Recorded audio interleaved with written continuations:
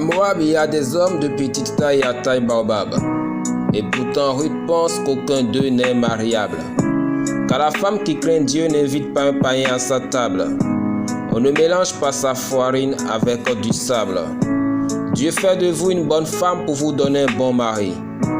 Dieu met Boaz sur le chemin de celle qui laisse pas Naomi.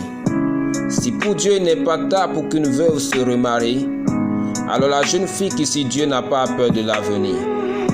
Il faut juste être patiente et s'accrocher au Seigneur. Il est le maître des temps et le générateur des heures. Il est vrai que le trajet est loin entre Moab et Israël. Ce n'est pas un chemin de fer, c'est des voies tordues dans le désert, avec tout le risque de se faire agresser et kidnapper.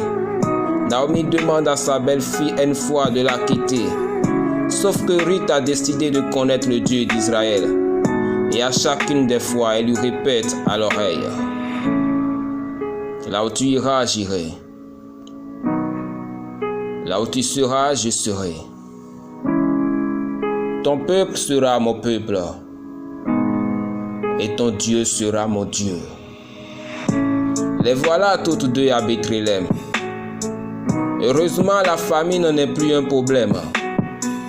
Mais Naomi, couverte de honte, dit à ses amis: appelez-moi Mara et non Naomi, car j'ai tout perdu dans le pays où je suis parti.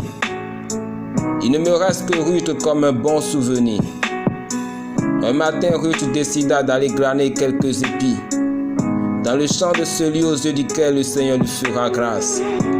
Et par hasard, elle tomba dans le champ d'un homme très gentil, un homme adorable, appelé Boaz. Boaz est aussi un parenté de Naomi, qui a lui-même le droit de rachat sur la belle-fille. Dès qu'il apprend tout ce qu'elle a fait à Naomi, mais aussi son choix sur Dieu en quittant toute sa famille, Boaz a compris que Ruth est le choix de Dieu pour sa vie.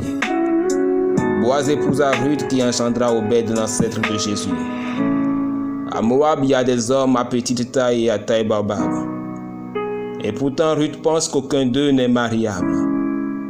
Car la femme qui craint Dieu n'invite pas un païen à sa table. On ne mélange pas sa farine avec du sable.